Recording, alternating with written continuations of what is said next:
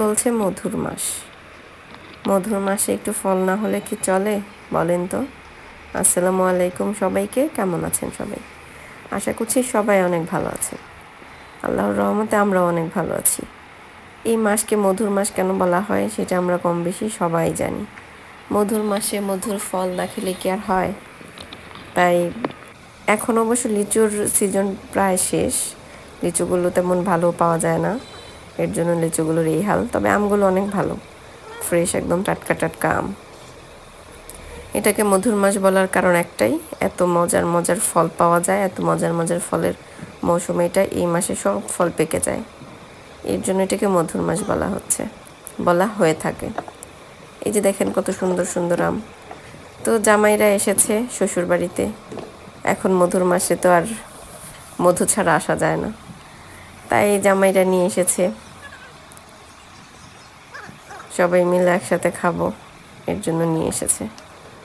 যাই হোক, আমগুলো অনেক ভালো ছিল, একদম মনে হচ্ছে গাছ থেকে পেড়ে নিয়ে এসেছে।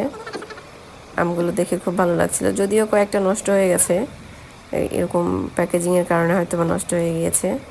আর লিচুর সিজন প্রায় শেষ, এখন লিচু বাজারে পাওয়া যায় না, এর জন্য লিচুর এই অবস্থা। লিচুগুলো তেমন ভালো ছিল না, মিষ্টিও ছিল না, আর দেখতেও সুন্দর না, নষ্ট হয়ে যাচ্ছিল।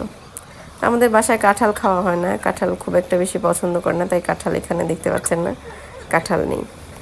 সবার ঈদ কেমন কেটেছে?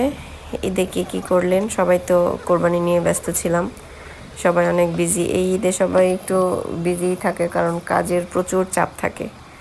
সব কাজটা শেষ করে কে কোথায় বেড়াতে গিয়েছেন কমেন্ট করে জানাবেন। আমি তো আছি মায়ের কাছে, বাবার বাড়ি এসেছি। এখানে সবাই খুব মজা করছি, আছি আলহামদুলিল্লাহ। সবাই একসাথে থাকতে খুব ভালোই লাগে।